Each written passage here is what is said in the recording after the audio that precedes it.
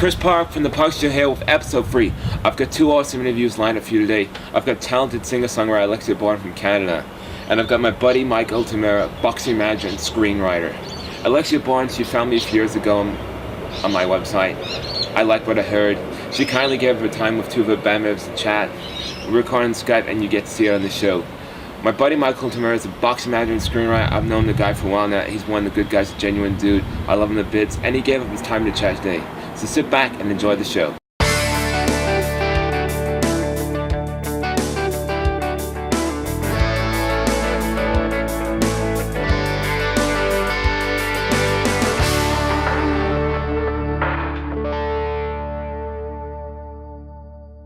This is Colin and Curtis, by the way. Hey, nice to meet you guys. Nice to meet you too.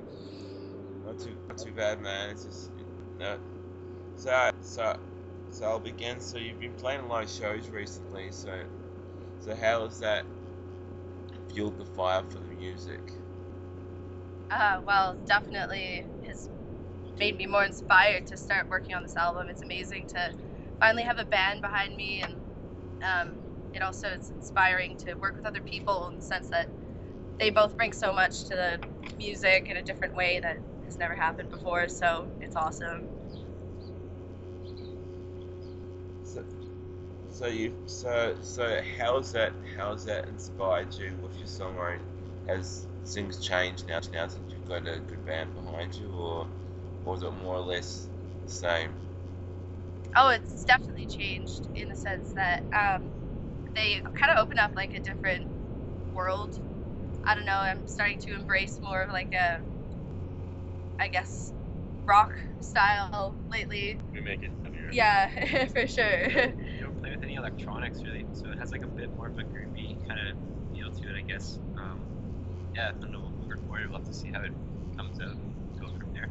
But yeah, definitely it's been a lot more like a live band kind of sound as opposed to the more kind of ambient electronic sound of the recordings. So yeah, we've gotten great response so far from it, I think, so it's been pretty good. So when will you looking to record this new album? When is the plan? Is the one that Well, we're talking to a producer in Calgary right now who really wants to work with us, and vice versa. So hopefully as soon as possible. I think we're pretty much ready to start doing it for sure. Yeah. Probably do a few songs to get going. Yeah. It's maybe summertime. I don't know. Yeah. Soon, whatever. Our summer. Yeah, our summer. Yeah. So you're playing these shows. Has the scene changed much, or is it still more or less the same where you guys are playing from? Like musically wise, with the kind of bands. Yeah. Yeah. For real, for sure. I mean, the scene has become definitely more band oriented lately. It was totally all about DJs the past couple of years, but it's starting to get super amazing again. Like there's so many great bands that are playing in local venues here these days, so yeah. Seems like there's a decent amount happening around Calgary, Yeah, Alberta, sure. just Western Canada in general, so I don't know, hopefully you can make things happen just by working with other people and get our music out to more people, right? So have you had much response from overseas people from your music apart from me? Sorry, could you repeat that one more time? Have you had much response from overseas people regarding your music? Yeah, lately I think we've really just been focusing on local recognition, because I had been working so hard at overseas and everything online. My fan base is just not in Calgary, so it's kind of different and strange to not have a fan base here, but I think we're really starting to get some recognition here. Yeah. It's happening slowly, but we're working on it. Talking to people in was it somewhere in Eastern Europe? There's people. Oh yeah, I've got good fan base out in like the UK especially, and as well as in Australia. But it's growing slowly. Do you still have moments where you just can't write and you have to take a break from writing music? All the time, but I find that if you take a break from writing, that's probably one of the worst things you can do from for writer's block, because I mean, there's a great quote that's one of my favorite quotes by Francis Ford Coppola, and he says you always have to write at the same time every day, so the muse knows where to find you. And I find that even if you just have to write terrible songs, it's good to just like get the bad out so you can get some good stuff going. So has songwriting changed much from when you were starting out? It's definitely gotten a lot darker. I'm starting to embrace a more darker sound, and I think I've kind of shed the innocent, sweet sound that I was going for before. Like, this album's pretty heavy, so yeah, I think it's all about maturing and finding out your own voice and what you really want to say.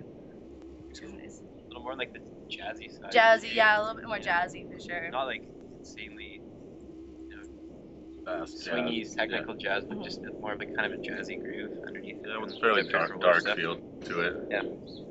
Cool. So, you guys, will there be any more videos coming up when the album's ready and when that happens?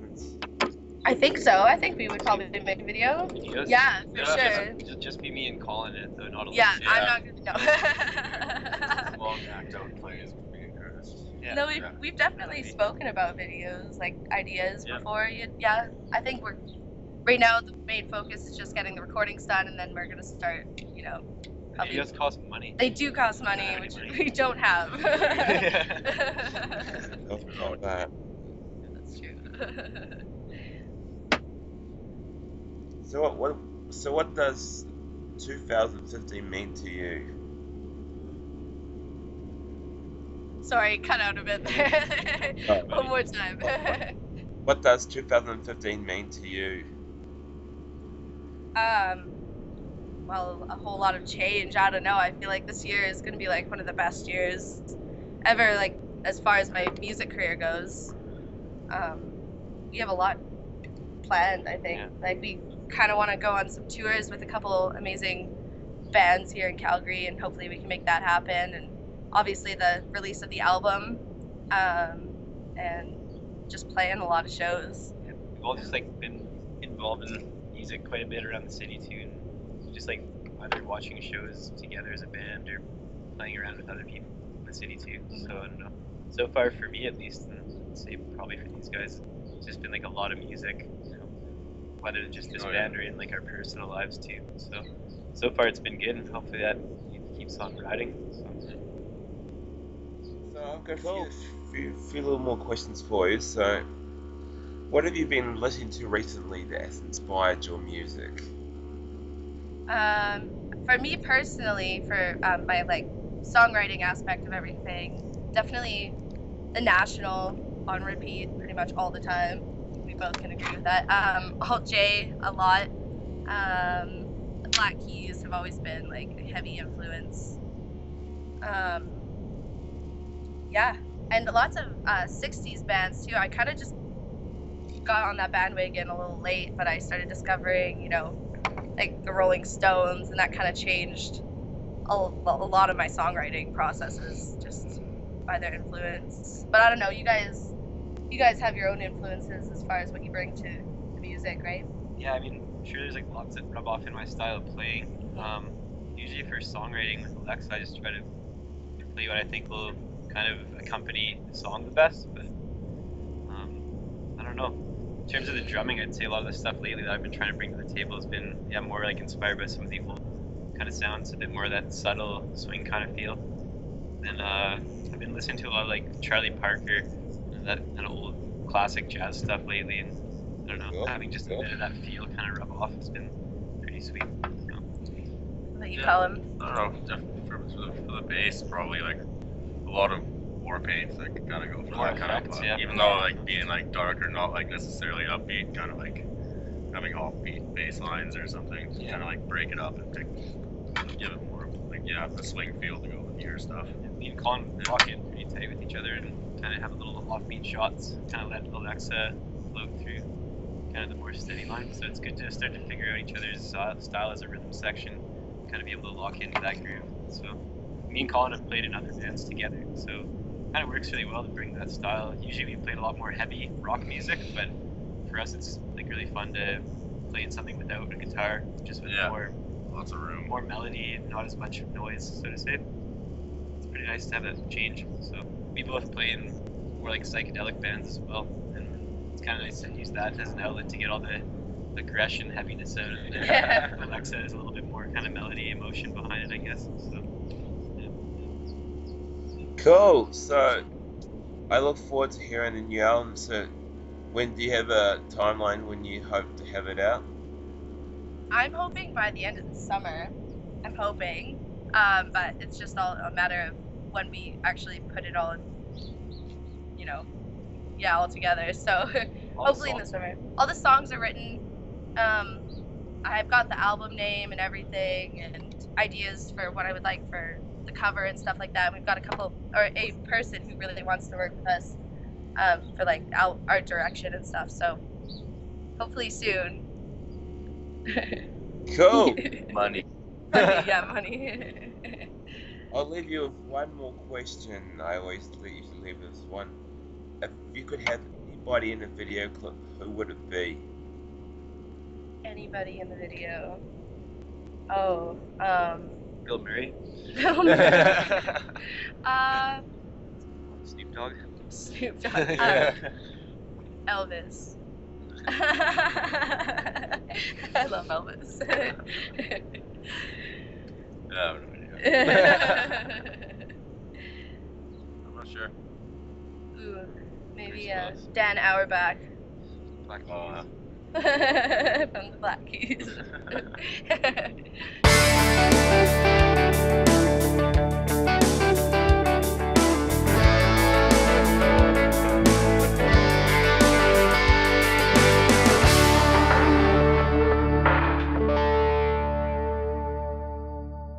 G'day, this is Chris from the Parx-e Show here with my very good buddy Mike Altamura, very talented boxing manager and screenwriter. He's finally getting his time today. We're in a very cloudy Greensboro today, but why not? So he's been doing this a while now, so he's probably getting his time to chat today. So let's begin. So boxing, how did you get into it? How did you become a manager? Well, I mean, first and foremost, how to get into it. My father, he trained the national team a number of times, just before I was born, so sort of late 70s, early 80s.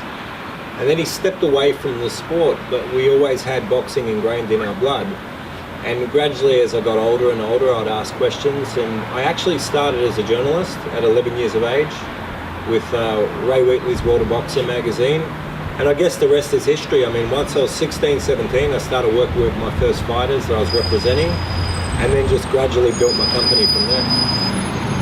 So you've got a stable of boxers now. How do you find the people you want to work with? Do people send them to you, or do they come to you, or what's the story? There's an old saying that if you want a beautiful girl, you have to go out and find her. And it's very similar with the athletes too. Oftentimes when you have these elite athletes out of the amateurs or even developed professionals, you have to be proactive and go and sign them.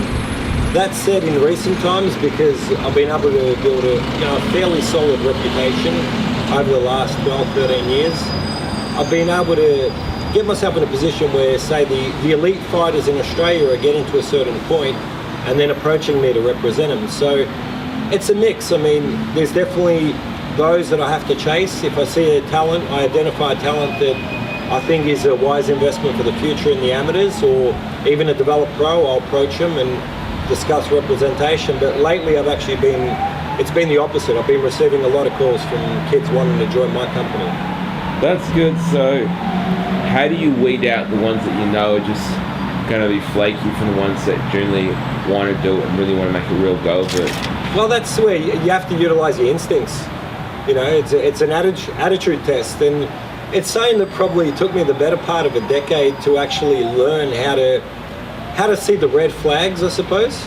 I mean, there's sometimes nowadays all I have to hear is just one tiny word or one hesitant word from an athlete, you know, when we're in the initial stages of discussing representation, and I know to walk away. Whereas years ago I'd try and see beyond that and think, you know, hey, maybe this can be modified. Now it's just using your judgment and using your own methodology, and whether it turns out or whatever, you stand with conviction by your own decisions. So you've had problems in the past where you've worked with people and they've just, in the end, it didn't work and they kind of took advantage of you. But you've learned from that experience and you've learned to put that to knowledge that you sort of have figured out when you know someone, they're just not going to be, they know that they're in it for themselves and they don't care if they screw you over in the end of the day. You know, there's a number of things. First and foremost in life, nothing more is certain than the fact that shit happens, and it's how you deal with it. So everything that happens in your lifetime, you have to utilize that experience and look how to move forward. You know, it's if you look at the great artists in history and you look at how to create a masterpiece, you learn how to create a masterpiece from your mistakes. You better yourself from your mistakes, and then you utilize that knowledge to perfect your craft. And that's the way I perceive the sport. And yeah, there's been deals that I've come out on the raw end of them, but I've always emerged a smarter and better person. Whether it's a more humble person, whether it's smarter business-wise, whether it's that I know how to identify certain characteristics within athletes, or just in terms of, you know, say if I get someone and they get to a world championship, how to have the right surroundings and the right individuals around them so that they stay grounded as well. Cool. So how do you know when you get approached, one of your athletes, they get approached to do a fight, how do you know if the fight is right for them to do? That's where I utilize, you know, my knowledge. That's where I have to work harder than anyone else, because I've got to be familiar with, you know, the top adversaries within our respective weight classes.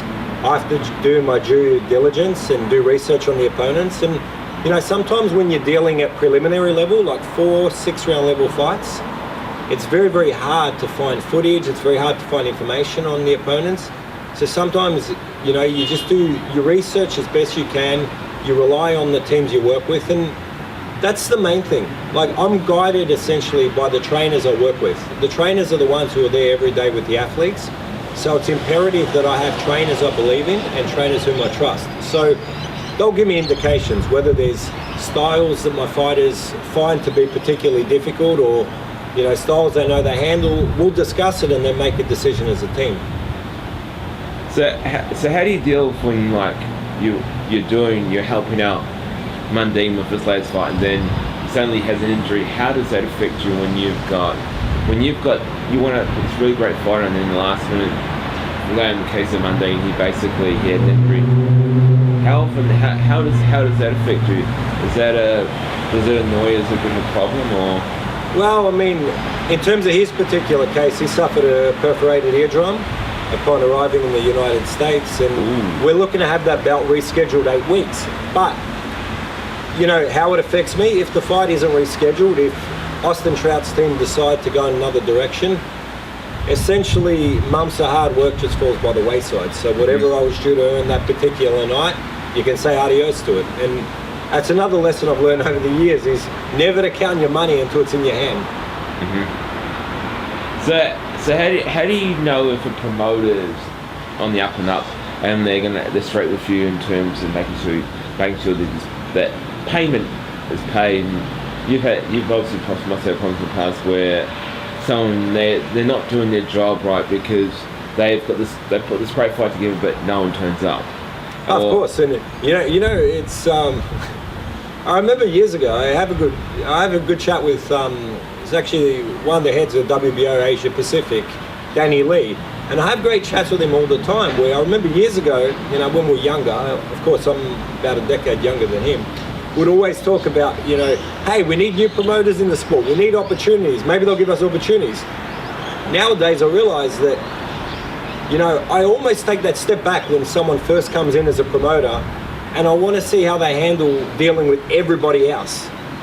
once I see that they've got a little bit of water under the bridge and that they're reliable, then I'll start working with them. So again, it's back to what I was saying earlier, the character test with people. But you need to take a little bit of a leap of faith and hope that people will be right to you as well. Cool. So, screenwriting, that's completely different from boxing. That keeps me sane. So how did you get into that? Good question. Absolutely self-taught. I remember it was around the time of the Sydney Olympics. So I would have been like 17 at the time, and I was watching Cheers non-stop around the clock, which is probably out of the Charles Brothers, sort of Cheers, Taxi, Frasier, amongst their wings, they're amongst my favourite sitcoms. So anyways, having that bravado of youth, I suppose, I figured that, I could write the next great sitcom. So I set upon piecing one together myself, and of course it was atrociously bad, and the writing was atrociously predictable. But that kind of set it in my head that was a path I wanted to head down in future. And then, like I said earlier too, I was starting to get established as a journalist in my teens. Went to university, earned my Bachelor of Journalism, and never really thought much of doing cinema or anything at university. But once I graduated, that's when I revisited the screenwriting. And like I was saying just before, it's been a great outlet for me. It really, really does balance my life. So when you're writing a screenplay, how does an idea get into your head? That's a good question. I mean, you know what? It usually just comes off a premise. There'll be an initial premise, and then you brainstorm and grow from there. And the premise has to stay strong. And then, so you basically you come up with your concept, you see whether it's tangible, you see whether it's been done in the market before or whatever. I love it when everyone always comes up to me and says, "Oh, I've got the best idea for a film." But a log line, a two-line premise for a film is one thing, but it's creating the bare bones around it. It's creating the beginning, the middle, and the end, and so on and so forth, and then ensuring that you've got all your story arcs fleshed out. So that's usually where most of my premises will fall by the wayside. Although, I'll usually work on 3 or 4 at a time, and if I see one has more promise, then that's the one I'll pursue. Cool. So what's your go-to movie that you always have to go back and watch for inspiration? Or just the fact you just love it and you just love watching it time and time again? That's a great question. Rocky. Absolute classic. So I always go back to Rocky. It's funny because these movies don't necessarily have critical acclaim, but they're my go-to movies. Can't Buy Me Love with Patrick Dempsey, which is a teen comedy. Fast Times at Ridgemont High, which was the writing debut of Cameron Crowe, right? And Amy Heckerling as a director. So to me, that's very much a hidden classic in the early 80s. I love comedies, but films like Good Will Hunting to me I find very inspirational. They're usually my go-to kind of films. American Pie. Like I was saying, the majority of the films I go back to, it's funny because I'm a screenwriter. Everyone's like, but when you need to feel inspired, don't you go and watch Shawshank Redemption? I was like, no, that feels like a long night to me. I know that's 3.5 hours of my time, by after you take your breaks and go bathroom, whatever, and it's a physically draining movie to watch. So no, when I'm trying to get in the mindset, I need something that makes me laugh, something that makes me feel upbeat. Is there such thing as not a bad 80s teen movie? I don't know about that, because if you've seen Hot Times at Montclair High, you know that's horrendous. And there's another one, Spring Break USA, amongst the worst teen movies I've ever seen. So I don't necessarily know if that's true, but if you come out of even all the John Hughes movies, from the Breakfast Club to the rest of them, all great entertaining films, very wholesome films. Obviously Porky's, so on and so forth. So many classic teen movies. Even the Screwball series, as much as they were pretty lowbrow, were very, very entertaining films. So I will leave you with one more question. Sure. So what is next for Mike Altamura and what he does with boxing and screenwriting? World domination, baby. But no, just keep enjoying my life. Keep enjoying the opportunities and the people I work with, and just keep moving forward, you know, and never forgetting where I came from more than anything, which is these mean streets of Greensboro. Nice. Perfect. Thanks so much for watching episode 3. I want to give a big shout out to everyone who's gone behind the show, to all the amazing talent who can have the time to let me interview them, to everyone who's given me advice, feedback, and support. I really do appreciate it. I look forward to seeing you with episode 4. See you again next time.